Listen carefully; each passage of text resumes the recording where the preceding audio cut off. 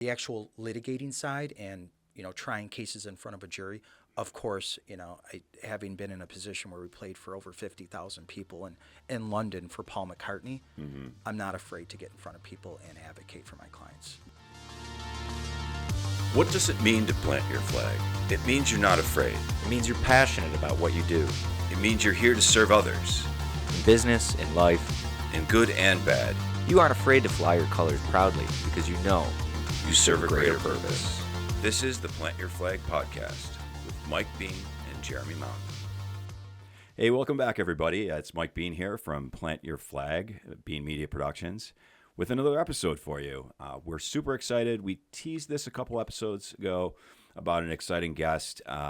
We're joined today by Joe Nicastro, and so excited to have him. He's here from Cantor Wolf, Nicastro and Hall, and their personal injury firm. So our history goes back quite a while. Sure does. And I'm sure there's a lot of things that we're going to get into and talk about. But some of the things noted is obviously you're a partner in a law firm. Mm-hmm. You have Against the Storm Foundation that you've continued to use some of your music history to raise money. So these are some super exciting things that I can't wait to dive into. But first and foremost, thanks so much for joining us and taking some time out of your day. Appreciate you guys having me. Yeah, thank you. This is fun. So one of the things I wanted to ask first is the whole plant your flag concept. That's what we built this entire podcast around, is folks that went and did that. Why is it that you planted your flag? Why did you want to become a partner and a business owner? Well, it's always kind of been a dream of mine to, hang my own shingle, if you want to call it that, and, run a business. In the legal profession, it's extremely difficult to run your own firm. Yeah. It's a lot because you have to have the business side of things. Mm-hmm. You have to have a business sense, but you also have to be a lawyer. Right. And actually represent people, move their cases and whatnot. And, we remember going back when I got admitted to practice law, 2015, 2014, I graduated, 2015, I believe I was admitted. And we go way back because, the first firm I started working for was Bernhardi Lukasik. And, starting off at a firm, working with Dan Lukasik at Bernhardi Lukasik, it just was a great experience. And I saw firsthand what was involved running a firm. And I, to be honest with you, it's always kind of been a pipe dream of mine to plant the flag and to start my own business, but it's extremely difficult in personal injury. I mean, what's interesting though is I always had it in the back of my head that I would take that step, that leap of faith. But I kind of envisioned doing it more in my later 40s, maybe when I was 50, which is probably the average age. Mm-hmm. But then there was this thing that struck the world, COVID. I don't know if you're familiar with COVID. I heard a thing or two about it. Yeah. It was like something, a couple of people got sick. Yeah. Well, COVID hit, and that was a disaster for a lot of industries. Right. The vast majority. Of course, like Walmart. Right. The supermarkets did great.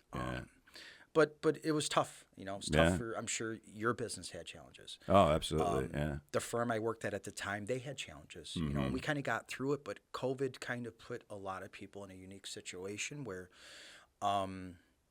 everyone was in a tough spot, depending on your situation. I was in a situation where I kind of didn't know exactly if it would be the best move to take that leap of faith and start my own firm, but my partner now, Dave Wolf, my partner, Rich Hall, we were all in kind of similar situations, just like many people were, and it's just the opportunity opened up. My partner, Dave, at the time, was partners with my partner, Mark Cantor, was Cantor Wolf. Mm-hmm. And I got the phone call from Dave. That must have been sometime in 2020 because I believe the firm formed in July of 2020. So it would have probably been like springtime. And, Dave called me up and he's like, Joe, I think Mark's getting ready to kind of, step down.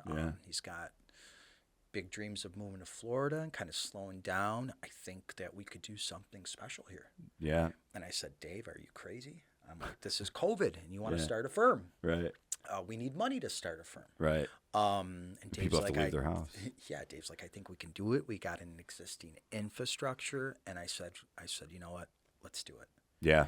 And before I say the rest was history, what's funny is, 2 days later, I get a call from my partner, Dave. And Dave's like, Joe, I got this trial lawyer, Rich Hall. Right. Popular Buffalo guy, nationally recognized trial lawyer. I want him to partner up with us. And I said, Dave, I don't even know this guy. I heard of Rich. I knew his reputation. I knew he was just an excellent trial lawyer, great personal injury lawyer, great guy, but I didn't know him. And Mike, you've been in business for how long? Yeah, 18 years. And it's not easy starting a company or a business with someone who you've known for 24 hours. Right, yeah. I've never had an official partner, so I can imagine if it's something new, because I always looked at what you did as that's a pretty fast track. I didn't have it broken down by year when you were admitted to when you were a partner in a firm and became a business owner. But I knew it was faster than a lot of people. So to then go into that with also somebody you didn't know, it was probably a good thing you heard good things, right? Well, I told Dave, I said, Dave, you're out of your mind. I said, no way. He's like, well, just sit down. Let's the three of us meet and see if this works. And within 5 minutes of sitting down with Dave and Rich, I knew the three of us would do great things. Yeah. And it was scary, man. Starting a business during COVID, I mean, we got some of those business loans that people were getting. Right. We paid back those loans, but, I'm not going to lie. I mean, we had to work really hard. Yeah. And that's another thing we were talking a little bit before about, like Outtakes, right? We used to be in the Tri-Main Center, and not a lot of our clients wanted to deal with the parking or the neighborhood or whatever it may be. Same kind of thing in your industry. There's certain optics that your clients are looking for. So you're not necessarily going to be working, out of your home if you wanted to get to probably where you wanted to go. And you have a couple locations now, correct? We do. We just we're still in the Main Place Tower in the Main Place building downtown. My partner Dave and our partner Mark Cantor, when it was Cantor Wolf, they were already there. So it just made sense to run the remainder of the lease out. Right. And the lease expires in less than 60 days. Oh, wow. And we have no idea where we're going to go. Just kidding. We bought a new building. We actually bought a great building next to Sinatra's restaurant. Oh, okay. Yeah. 959 Kenmore Avenue. It's a beautiful building. It was a dental office. It's almost 9,000 square feet. That's nice. And I am happy to officially report that everyone in our 2 downtown offices will be under one roof at our new location at 959 Kenmore Avenue. So finally, the entire team will be under one roof, and we're doing some really beautiful things to the building and the neighborhood. The structure when we bought it was a disaster. We've put a ton of money into it. It's looking beautiful. The outside's painted. We've got the new letters up. We'll have about probably 30 offices by the springtime in that existing structure, and it's just going to be a tremendous opportunity not only for us to continue to grow, but to really serve our clients, because it's just such a convenient location. It's easy to park. We're going to have adequate handicap spots, and you just walk right into the building. There'll be a beautiful waiting room area, and then you'll get to meet with your attorney, and the rest will be history. Yeah, that's exciting, and congratulations, and I look forward to seeing the space. It's like location, right? 100%. It's easy to get to, and you mentioned a iconic restaurant. That's the Buffalo Way. Where is that? I don't know what the crossroads are, but it's by this restaurant, this bar. Yeah. And what's interesting about Kenmore Avenue too? It's like I feel like that street just has so much potential. Oh yeah. But what I'm finding based on my research and talking to local business leaders on the Kenmore Avenue Strip is it's kind of a weird area, because where we are is Tonawanda. But if you walk across the street, that's North Buffalo. If you walk 20 feet to the right, if you exit the front door and you walk 20 feet to the right, that's the village of Kenmore. Right. So I think it's the type of issue where it's like, well, who's going to cover the streets? Who's going to cover the walkways? Where's the money going to get invested? Because there's like essentially 3 different municipal entities involved, Yeah. So what we want to do is we want to get really involved in the community in that area, and really continue to be big supporters of Buffalo and the Tonawanda and the Kenmore areas, and just do what we can to just make that neighborhood, to help that neighborhood. Yeah. Keep it looking good and invest. That's a great idea and a great play, because it feels good. I moved I used to be kind of a chamber member whore, so to speak. I belonged to a bunch of them, and I was spreading myself too thin. And I really ended up gravitating towards the Kenton Chamber. And actually, Kathy Pachillo, who's the president of the Kenton Chamber, she was on this podcast. Awesome. And she's great. They're doing great things. I know they have the Kenmore Business Association and things like that. So, yeah, would love to put you in contact with people if you aren't already talking with them, because I think that's a great move. Is this actually Tonawanda where we're sitting right now? Yeah, so yeah, I mean, it's the same kind of thing. This is Tonawanda. You throw the snowball. Today, it's the first time we got snow up here in Tonawanda. Yeah, you throw a snowball across the street, it's Amherst. So it's one of those things, and we're maybe 5 minutes from Buffalo. So yeah, we're kind of in a similar place. So we always have to kind of explain where in Tonawanda, because a lot of people, their mind will wander to North Tonawanda or this or that. So yeah, you guys got a great location right off the thruway. Yeah, now that once again that was really attractive to people. Things like so much has changed in my business since we met. We met back when I was just starting out. It was me and some people I went to college with, filling in as freelancers, and we were doing television commercials. One of the cool things we got to do, and we still will do them, just the opportunities because we're more into marketing. They don't present themselves as often, is a music video for this band named More Than Me. Yeah. We were really proud of it. I hope you guys were as well. And I think, it's not like we saw each other every week, every day, every month even, but we kept in touch over the years. That had to have been 2007 maybe.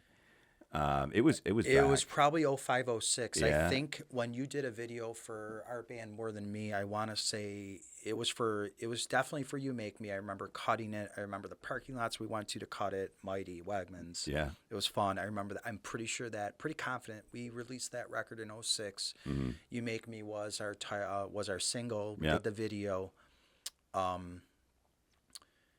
And the rest was history. It turned out great. Man, to hear that your fans, sing along to that song.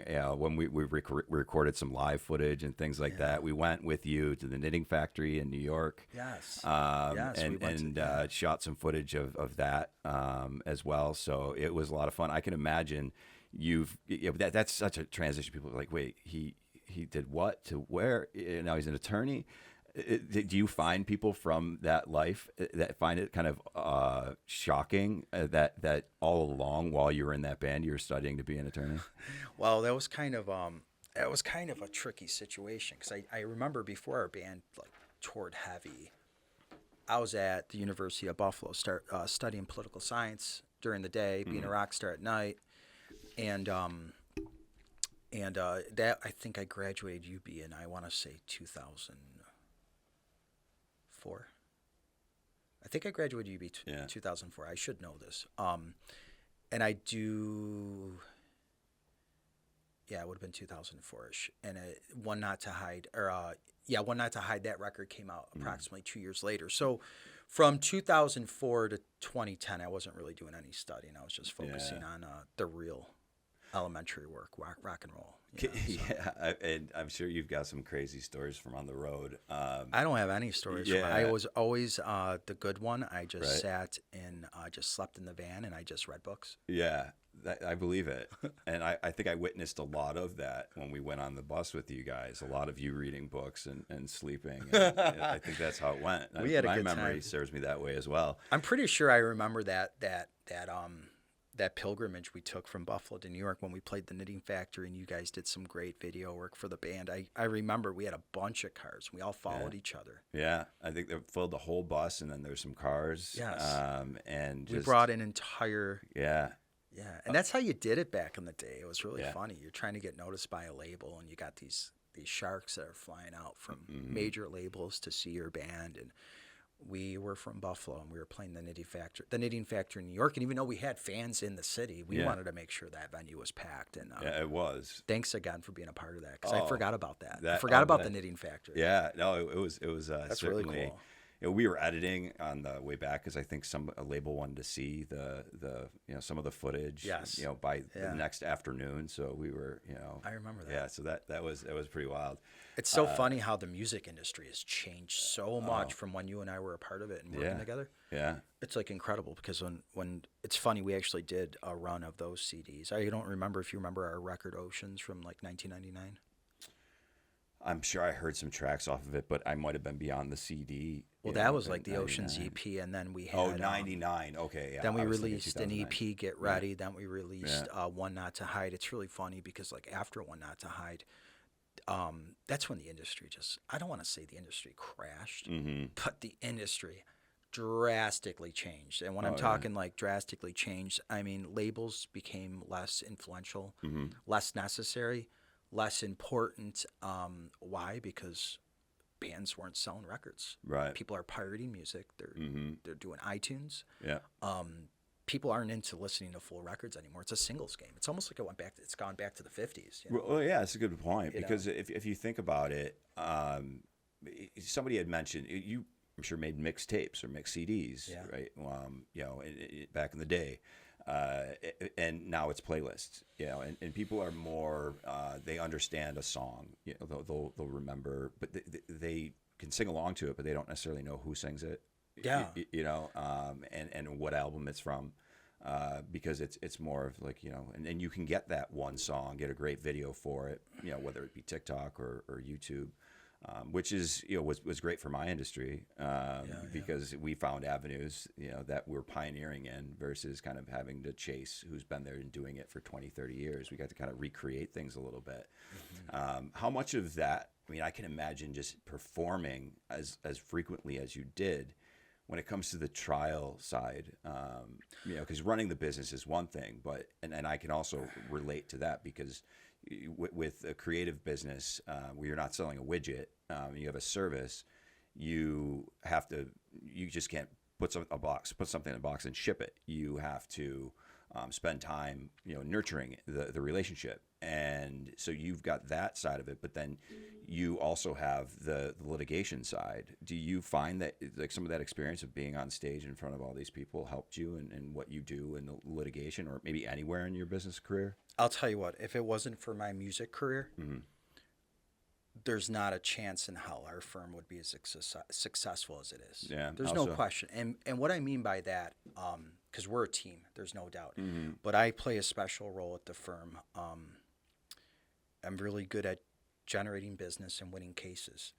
And a lot of people, you talked earlier in the podcast about, is it weird when people look at you and you had your musical background and now you're an attorney? The answer is it's actually, I can't tell you how many times people come up to me and they're almost like, hey, I remember when you were, in a ska band, a reggae rock band, ska band, and you dressed rock and roll. You guys thought you were Blink-182 at one point in time, and now you lead a law firm. Right. The reason why I was able to translate my musical skills or the things that made us a successful band into being a successful attorney and law firm leader is because when our band started out, you had to constantly engage in shameless self-promotion. If you did not engage in shameless self-promotion as an aspiring rock star in the late 90s when there was no social media, basically, I mean, there was MySpace, but it's not the same. I was just going to say MySpace. Basically radio, newspapers, and TV where you're dominating media sources. Right. It's completely changed, but we had to do the type of thing where we would flyer every locker in our high school. We'd tell everybody how we thought we were the best band in the world, and they needed to come to our shows. Right. It was about getting rid of that barrier and just getting in front of people, relating to them, and getting them to love you and believe in you. It was constantly, come to my show, come see my band. When they came to your show and they came to see your band, it didn't stop there. You were building fans, lifelong friendships like ours, lifelong relationships, because you needed these people to come and see you, to pay the bills, to make records. And not only that, you're not letting them walk out that venue door unless you at least say, oh, hey, babe, by the way, did you stop by the merch stand and buy T-shirts, stickers, CDs, and posters and stuff to promote our band and help us out? I took that and I immediately translated my music skills, my marketing skills immediately when I found out I passed the bar and I was a licensed attorney. I was one of the first lawyers, if not the first lawyer, to successfully engage in social media advertisement as an attorney. Yeah. I can tell you that. I know because I lived through it and I looked around. Right. This must have been like 2015, 2016. I'm like, people in the legal profession are terrible. They're terrible at marketing. Yeah. Lawyers are infamous for being terrible at business and terrible at marketing. What are they good at? Litigating and thinking Exactly. clearly, the statistics and facts and right. Exactly. So that was the one thing that was probably most beneficial about having that music marketing experience, is being able to take that and then once I'm an attorney, tell people what I'm good at and get them to believe in me and let them know that, I'm a winner. My firm is our winners. That's what we do. And just being able to show people what we're about and what we want to do. We wouldn't have had that start. Yeah. Without that. I mean, before we had our amazing marketing assistant Katie Colby come on board, I did all the marketing at the firm. No kidding. Yeah, and it was a ton of work. And I did it for 3 years. Yeah.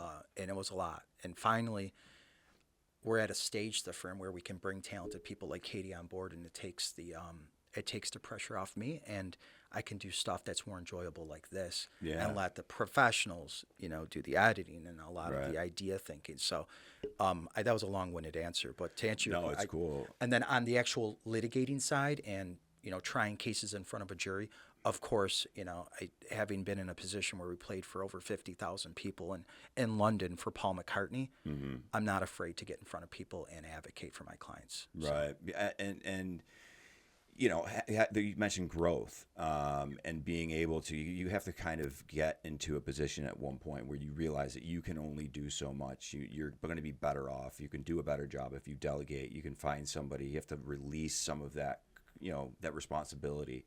How difficult did you find that was as you started to grow the firm, from that fear to, okay, now I know I'm maybe limiting myself, or maybe you didn't. Maybe that's not how it occurred to you, but that's how it occurred to me. Is that I think I'm limiting myself because I'm afraid to, spend more money on bringing in somebody else or whatever it may be. Go to a different office. What are some of those? How'd you handle some of those trepidations? Well, what's interesting about the firm is when we first started off, I mean, it was just myself, my partner Dave, partner Rich, Mark, but the 3 main partners, Rich, Dave, and myself. Mark is more on like the retirement track. We had no idea how fast we would grow, and we grew fast. And the problem with growing that fast was keeping up with the infrastructure, making sure you had the talent on board to handle the cases and handle clients' needs. And that was probably the biggest surprise and challenge to us, because we're like, how did this work so fast? I mean, it was probably a struggle for a year just to get the business on its feet. And then by year 2, I'm pretty confident we broke a lot of business expectations. I mean, the sky was the limit. We just took off. And in terms of certain responsibilities, one of the biggest challenges is one thing business owners have to understand is when you see talent, you have to nurture it and you got to elevate. Right. You want people in your firm that are leaders. You need to nurture talent and grow it and encourage growth. And that's and again, it's hard letting go of the reins sometimes, but as a business owner, as an attorney, you can't do everything. Right. So that's one of the things we've become very good at, that is finding talent and growing it and enhancing it. Do you have, whether it's internal or external, a go-to person, a sounding board, whether it's a family member, maybe it's one of your partners, a friend, that helps you through any of those things? How have you been able to manage some of those decisions? So basically, we have like a leadership team at the firm. Yeah. And, we meet once a month. I think it's important for every business owner to have a leadership team. And we meet once a month, and we address any issues and concerns in people, and we just delegate and elevate. Yeah. I mean, I think like having those check-in meetings, there's a lot of jokes out there right now. with the simplicity of AI, and you can streamline this, and why are you having a meeting about a meeting? I think there is something to that. I think you can have too many meetings, but to just try to run everything with some sense of automation and not have those personal one-on-one or 3 people together, 4 people together, whatever it is. We've got technology. We can use Zoom, but to get those brains thinking together at the same time, I think it's super important. And I said, as you brought up the COVID before, I said in the beginning of it, we're forced to use some of this technology. But what I forecasted was that you're going to see companies, after we come out of this thing, because I was confident we would, you're going to see the companies who figured out what pieces of it to embrace and what pieces were just necessary at that moment. And those, I think, are the companies that are going to thrive. Yeah. And it seems like timing is also super important. And so I think you may be in that category of learning what was important, what was a good piece of technology to continue to use, but also still keep those leadership meetings and probably other things. Are there other things that you use that you carried over from COVID, or other things you use to keep your business moving forward? Well, I'll tell you what. Just to kind of touch base on the meeting perspective, how a lot of people they underestimate the importance of that, Mike. You hit on a great point for business entrepreneurs is. And this is not based on my experience. My experience, but this is based on my research. Is the number one thing you can do to gain traction. And by traction, I mean having the ability to grow. And grow in an effective way is you should have weekly meetings with your team. Yeah. Whatever team it is, it's weekly meetings. Why? Because if you don't have weekly meetings and you don't set 90-day goals, so you set your 90-day goals, you have your weekly meetings. If you don't do that, 90 days passes and nothing gets done. Right. They call those rocks. You got to have your important things that need to be done right in front of you, and you got to monitor those every week. They don't have to be long meetings, but you got to have once a week meetings, and that's what I've created with my team. Yeah. At our firm, we're broken down into teams, and my team, that's how we run it. We meet once a week. We've got 90-day goals, and we have to meet those goals. Right. That's how you gain traction in business. And it's easy to get away from those things. It's easy to say, we've got to get stuff done. We don't have time for that meeting, but they are so important. Yeah. And I can tell when we do skip one, things aren't as organized. Things tend to be a little bit more frazzled. So just being diligent about keeping those. And you have to. This is a must for businesses, especially law firms. It doesn't matter what business it is, but you need goals.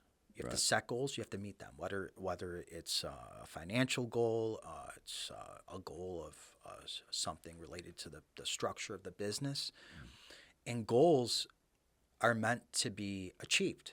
Right. So you have to set your goals where they're challenging enough, but they're also achievable. Right. And what I tell a lot of young business owners, people who call me up, because Mike, when we've got almost 30 employees now. When we first started off, it was a couple partners, and now we've got a lot of associates, we've got a lot of lawyers of counsel, we've got great support staff. We grew fast because we had goals and we were on top of things, and so I'm speaking from experience. And the funny thing about personal injury, or a lot of law firms, a lot of industries is, even though, other law firms are competitors, we all work together for the common good, and that's fighting the insurance company. We're all friends. Right. It's a very collegial bar of plaintiffs' lawyers who fight the insurance company. And I forgot what I was talking about. No, does that happen a lot on podcasts, Mike? Yeah, I mean, it's fine. I think just the essence of the growth of the organization, and really there's a bond or a fraternity, or whatever kind of phrase you want to put it in within your industry. So you're rooting for each other, but at the end of the day, you want to see your team grow, right? I mean, it's the same thing in sports. Jeremy, our director of marketing, he was a quarterback in high school and in college, and he relates a lot of things back to that team sport mentality, competing. You can still like the other people, but and want to be better. So there's really nothing wrong with that. You can have that respect and competition at the same time, and I think it's a healthy thing, because if you're complacent, you gotta get left behind. 100%. That's the one thing. This is a big thing too that I really try to tell business leaders, young entrepreneurs, up and coming businesses. If you have to have dreams, you have to set. They're not goals; they're dreams. Every business should have a dream. It's my dream to. So being media production, maybe it's your dream one day to go international and have companies planted everywhere across the states. If your dream is achievable, it's not big enough. Right. That's a cool way of putting it. Like, I think out in the lobby, my conference room, there's a James Dean quote. It says, dream as if you'll live forever, and live as if you'll die tomorrow. So, it's kind of similar in that way. You dream big, but then when you're making goals, you talked about, sounded like SMART goals, right? Exactly. So every business should have a 3-month goal, a 1 year, a 6-month goal, a 1 year goal, a 3-year goal, and a 5-year goal. Right. And if you set that and you have that future forecast, that's how you gain traction. That's how you grow. Yeah. But keep in mind, you can't grow and you can't gain traction unless you have things buttoned up internally too. You got to make sure that you have the right people in the right seats. And I think there's also something to be said about enjoying what you do and feeling good about what you do. And there's like some karma client kind of stuff that we look at. And there was a goal that we had. We maybe thought it was a dream at one point a few years ago, where we want more what we called karma clients that felt good to work with and work for. And we're at a point where we feel great about everybody who we're working with. And when you start to see those opportunities that maybe not such a great opportunity, maybe that we don't have room for that. Maybe we focus more on something else that feels good.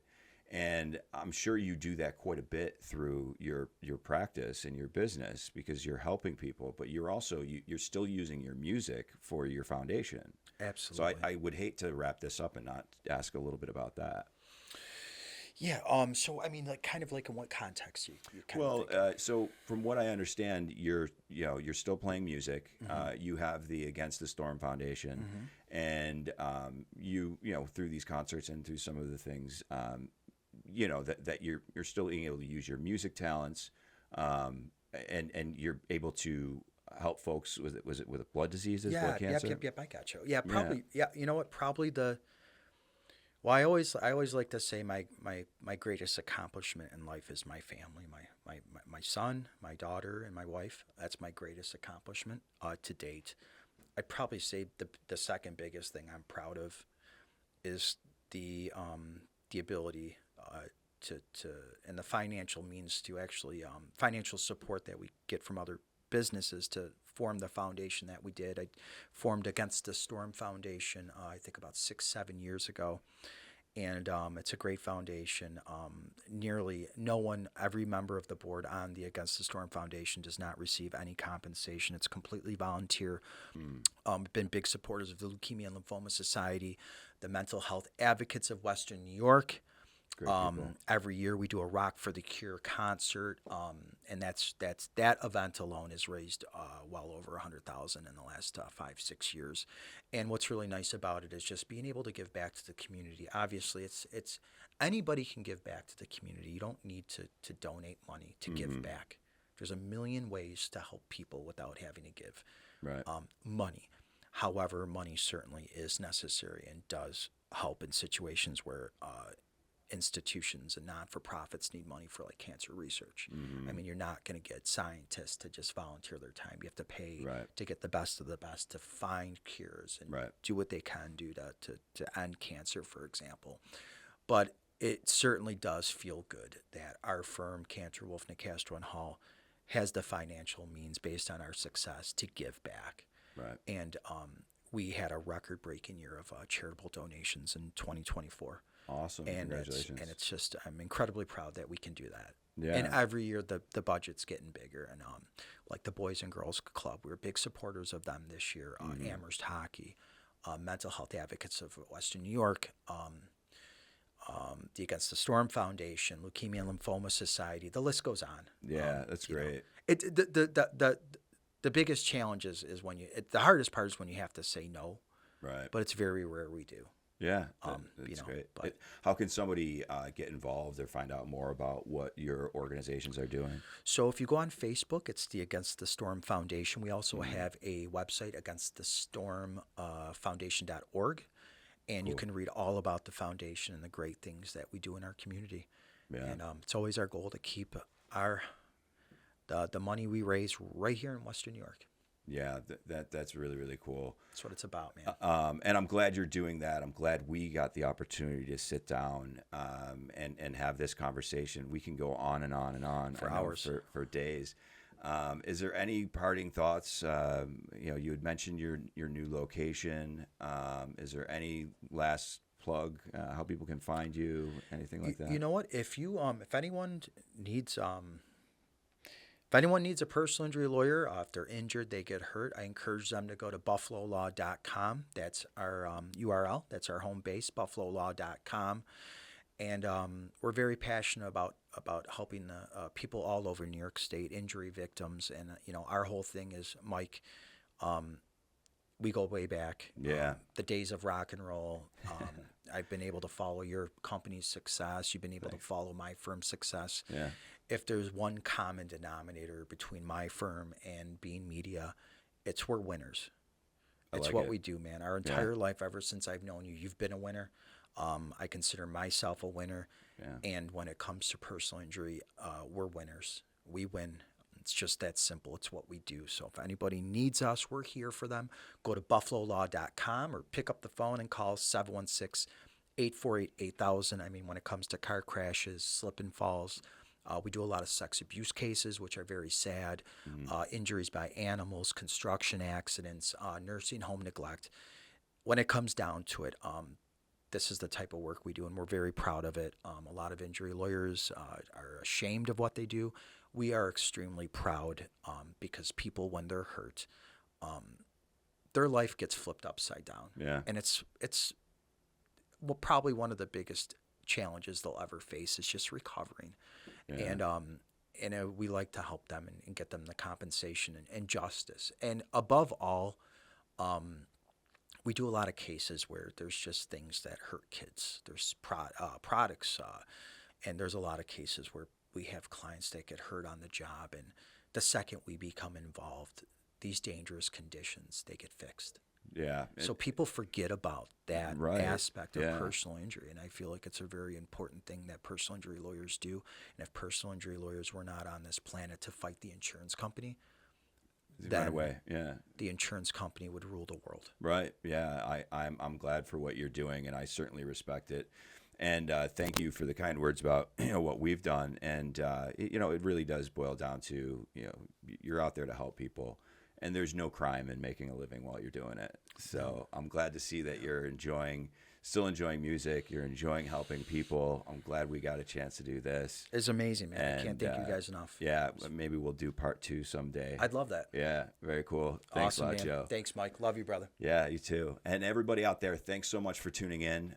If you haven't already, please subscribe on YouTube or whatever platform you might be listening to us on. So here I am, Mike Bean, Joe Nicastro. Plant your flag. See you next time. All right. It's killer, man. Fun. Cool. Fun. Yeah, I love this part of the job. Fun, man.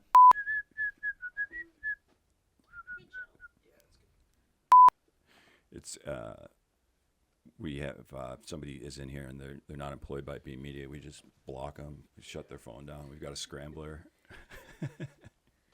And then when we were in high school, there was always that. Flip phones? No, it was you're in math class.